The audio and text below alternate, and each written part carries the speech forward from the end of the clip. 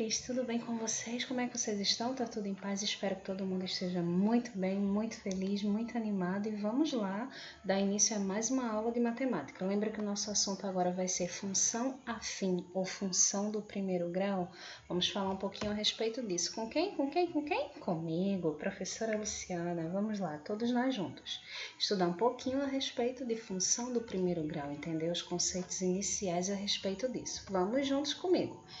Para a gente começar, pegue aí o seu livro, vou esperar você pegar. Pegue aí o seu livro e vá para a página 40. Lembra que eu disse para vocês que a gente ia tratar um pouquinho a respeito do conteúdo de função a partir da página 40 do livro? Vamos lá comigo. Começaremos com a página 40 do livro didático. Pegue aí o seu livro, vamos lá junto comigo. As funções. Vamos ver um videozinho fofinho? Era para ter uma trilha sonora agora, né? Mas eu não sei colocar ainda. Quem souber me ajude, tá? Me ajude. Me diga como é que a gente faz isso. Vamos lá comigo. A gente vai falar sobre funções.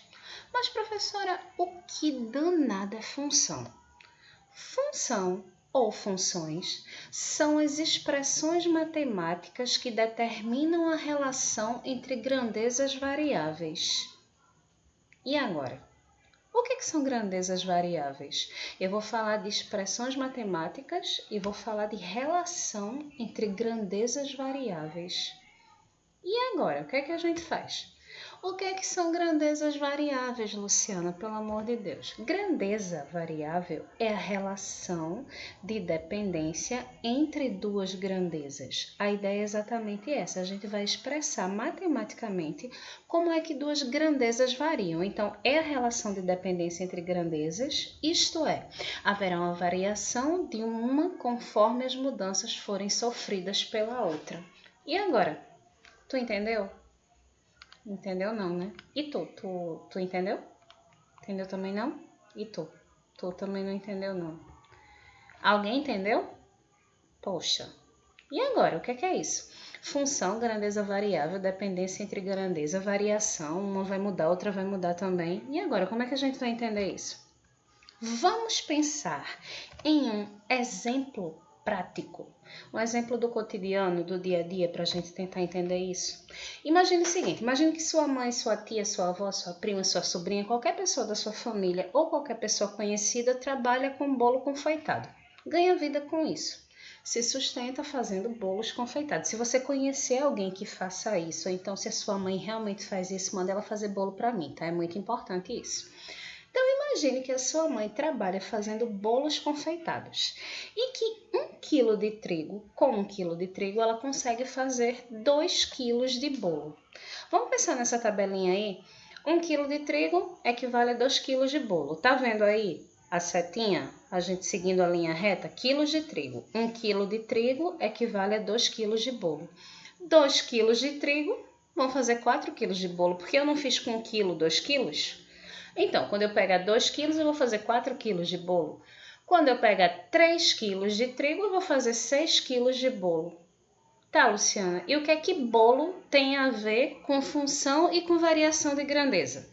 Observe que nessa tabela nós temos duas grandezas que variam, uma em função da outra. O que isso quer dizer? Que quando uma sobe, a outra sobe também. Se uma diminuir, a outra vai diminuir também. Então, quando uma cresce, a outra também cresce. Ou seja, quanto mais trigo a sua mãe ou qualquer pessoa usar, maior será o bolo que a pessoa irá fazer. A ideia é o quê? Que a pessoa vai ter duas grandezas, vai ter o trigo e vai ter o bolo. Esse trigo e esse bolo vão crescer ou vão diminuir juntos. Uma grandeza vai depender diretamente da outra. Ah, Luciana, agora as coisas estão começando a clarear. Agora a lâmpada acendeu? Agora a ideia está aparecendo. O que é que eu quero dizer com tudo isso, então? O que será? A ideia é que quando uma grandeza cresce, a outra também crescerá. E quando uma grandeza diminui, a outra também vai diminuir, ok? Então, isso são grandezas dependentes uma da outra. Quando uma cresce, a outra cresce. Quando uma diminui, a outra diminui. Agora vamos lá usar o livro? Pedi para vocês pegarem um livro. Todo mundo já pegou, né? Você já pegou o livro aí. Vamos lá usar o livro. Vamos fazer uma pequena leitura, um resumo da página 41. Veja aí comigo, na página 41, a gente tem aí, ó, estimativa populacional. O que é estimativa? Estimativa é uma base de cálculo, certo? Populacional é relacionado, óbvio, todo mundo sabe a população. Determinar uma fórmula que expresse a relação entre grandezas variáveis tem sido uma atividade desenvolvida apenas não por matemáticos, não só por matemáticos. O que é que isso quer dizer? Se essas duas grandezas ou mais grandezas que eu relacionar, que eu comparar, fazer isso não é uma coisa que só matemático faz. Por que não é uma coisa só que matemático faz? Se vocês continuarem lendo, aí na continuação vai falando, por exemplo, do que faz o Instituto Brasileiro de Geografia e Estatística, o IBGE. Sabia que o IBGE é um órgão do governo federal? E esse órgão do governo federal, dentre outras coisas, ele trabalha com contagem populacional. Por exemplo, eu sei que Igaraçu, o município da gente, tem mais de 100 mil habitantes. Eu contei? Eu fui de porta em porta contar que tem uma, que tem dois, eu vou somar com mais aquele dali. Eu fiz isso, não. O que foi que aconteceu? O IBGE contratou funcionários que fizeram isso, que contaram a quantidade de habitantes. Aí eu sei que em Igaraçu tem mais de 100 mil habitantes. Mas para que serve isso? Aonde é que eu vou usar isso? Aonde é que isso vai aumentar um quilo de feijão na minha feira? Aumentar um quilo de feijão na feira eu não sei, mas usar isso a gente vai e eu vou mostrar para vocês nas próximas aulas como é que a gente utiliza. Se vocês observarem aí abaixo, a gente tem um gráfico. Nesse gráfico, na linha horizontal, na linha deitada, na linha horizontal a gente tem anos, décadas, 1980, 1991, 2000, 2010, 2020. Vocês estão vendo? A gente tem aí os anos. E na linha em pé, na linha vertical, eu tenho a população de acordo com cada ano. Então aí eu tenho que no ano de 1980, no Brasil, eu tinha mais de 121 milhões de habitantes. Eu tenho uma relação entre a população e o tempo e a década. Tenho duas grandezas aí. Quais são essas grandezas? Que grandezas são essas? O tempo e a população. À medida que o tempo foi passando, observem que a linha vermelha do gráfico ela está crescendo. Então, à medida que o tempo foi passando, a população foi aumentando. Até que vai chegar um determinado momento, se as coisas acontecerem do jeito que se prevê, que a população vai deixar de crescer. E vejam aí no finalzinho, a linha vermelha, ela está começando a cair. O gráfico começa a diminuir, a população vai começar a diminuir. Professora, por que a população vai começar a diminuir? Pense comigo. Sua avó teve quantos filhos? Vou dar o meu exemplo. Minha avó materna teve 23 filhos. É muita gente, né? 23 filhos. Minha mãe só teve 2. Olha a diferença da minha avó para minha mãe. De 23 para 2. Eu não tenho filho nenhum.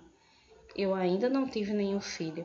O que acontece? A população está diminuindo. Sua avó com certeza deve ter tido mais filhos que, por exemplo, a sua mãe teve. Ou então você conhece pessoas mais velhas que tiveram mais filhos do que, por exemplo, a sua mãe teve. Então, qual é a tendência? A população, com o passar do tempo, vai diminuir. Por que é que isso acontece? Na sala de aula, a gente também vai discutir vários fatores que fazem com que isso aconteça, ok? Então, o que foi que a gente entendeu até agora? Que existem grandezas variáveis que dependem umas das outras. Que existem coisas que a gente vai associar, que a gente vai colocar junto. E essas coisas vão crescer ou vão diminuir de acordo uma com a outra. O bolo lá que a minha mãe fez, que a pessoa fez. Quanto mais eu tenho trigo, mais eu tenho bolo. A população e o ano aqui. Quanto mais o tempo passa, mais gente eu tenho. Então, eu tenho grandezas que vão variar de acordo com o que a outra representa. Uma vai depender diretamente da outra. São grandezas variáveis dependentes entre si. Deu para entender direitinho? 2 valores ou mais valores que vão subir ou que vão diminuir de acordo um com o outro. Um depende diretamente do outro. Vamos continuar aqui? Vamos lá continuar. Vejam só. Mas, observe que no texto a gente falou do Instituto Brasileiro de Geografia e Estatística, que ele pode utilizar, e ele utiliza realmente, grandezas variáveis para desenvolver seus estudos, como, por exemplo, a ideia que a gente viu no texto de contagem populacional.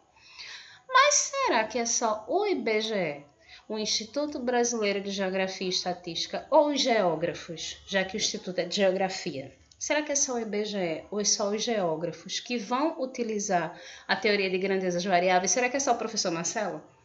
Será que é só ele que vai falar de teorias de grandezas variáveis? Somente ele? Vários outros profissionais também usam esses conceitos. Mas quem são esses outros profissionais? Você pode pensar em algum exemplo? Que outro profissional utiliza esse conceito? Diz aí para mim.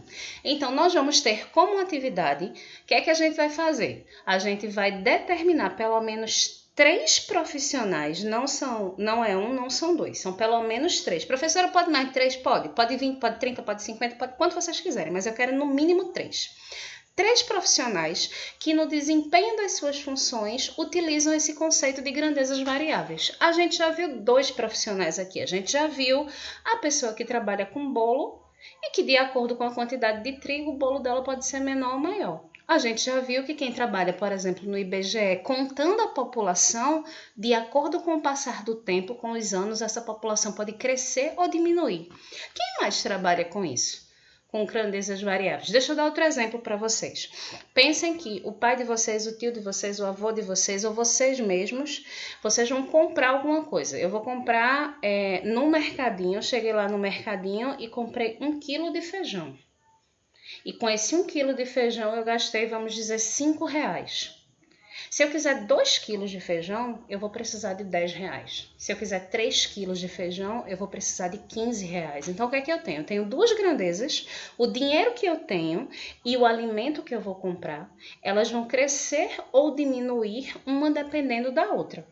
1 quilo de feijão vai me custar R$5. Então, eu tenho 1 quilo para R$5. Eu vou ter 2 quilos para R$10, 3 quilos para R$15. Então, eu já estou falando de comércio. Não quero esse exemplo também, viu? Pensei em outra coisa. Que tipo de profissional, além do dono do comércio, do dono do mercado, além da mulher que trabalha com bolo em casa, além do geógrafo que conta lá a população, que tipo de pessoas pode usar esse conceito de grandezas variáveis que dependem entre si? Quais são esses profissionais? Pensem aí que eu quero essa resposta, ok? Continuando.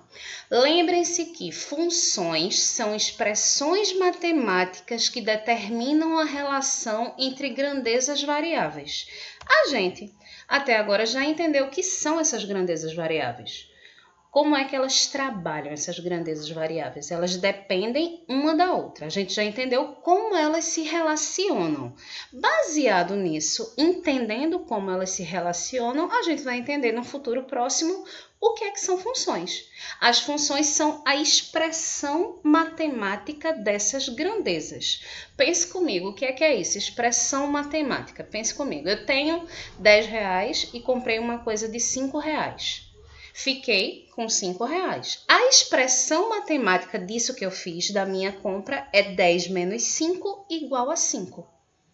Eu tenho a expressão matemática da minha ação. Minha ação foi ter R$10, gastar R$5 e ficar com R$5. A expressão matemática da minha ação é 10 menos 5 igual a 5. Ok? Então, a gente já entendeu o que são grandezas variáveis. A função é a expressão matemática da grandeza variável. Como é que a gente expressa matematicamente essa grandeza variável? É isso que a gente vai ver na próxima aula, ok? Só que é necessário que a gente saiba que nós já entendemos o que são grandezas variáveis, que na próxima aula nós vamos entender como essas grandezas formam a função do primeiro grau ou a função afim, Por quê? A função do primeiro grau, ou a função afim, é a expressão matemática da grandeza variável, mas é muito importante também que vocês lembrem disso. Nós teremos como atividade determinar pelo menos 3 profissionais que, no desempenho das suas funções, utilizam o conceito de grandezas variáveis. Por que isso é importante? Antes de eu ler a mensagenzinha aí para vocês, por que isso é importante? Tudo que a gente aprende em sala de aula, todo conceito matemático, ele tem aplicabilidade. Ele serve para a gente usar na prática. Senão não faz sentido a gente aprender. Tudo que a gente aprende em sala de aula vai servir para a gente usar na prática em alguma coisa. Então, o que a gente vai fazer? A gente vai pegar o conceito que a gente está entendendo e relacionar esse conceito em alguma coisa prática, em alguma coisa que a gente veja no dia a dia, que a gente possa olhar e dizer, eita, isso aqui eu aprendi lá na aula de matemática com Luciana, então serve para isso. Ok? Então é muito importante, meus amores, que vocês entendam esse conceito, que vocês revejam isso. Se tiverem alguma dúvida, me perguntem. E na próxima aula, meus amores, nós nos vemos, se Deus quiser e assim permitir. E não esqueçam que de todo o coração eu realmente amo muito vocês, tá bom? Fiquem em casa, se cuidem e não esqueçam que como atividade nós teremos a ideia de determinar pelo menos 3 profissionais que no desempenho das suas funções utilizam o conceito de grandezas variáveis. Até a próxima aula, se Deus assim nos permitir, se cuidem bastante e fiquem muito, mas muito, mas muito bem mesmo. Qualquer dúvida, falem comigo no WhatsApp e a gente conversa. Gradativamente a gente vai tirando todas as dúvidas. E atividade, 3 profissionais que usam o conceito de grandezas variáveis no dia a dia, no cotidiano, tá bom? Não esqueçam, um cheiro bem grande para todo mundo. Beijo, meus amores, amo muito vocês. Deus abençoe muito.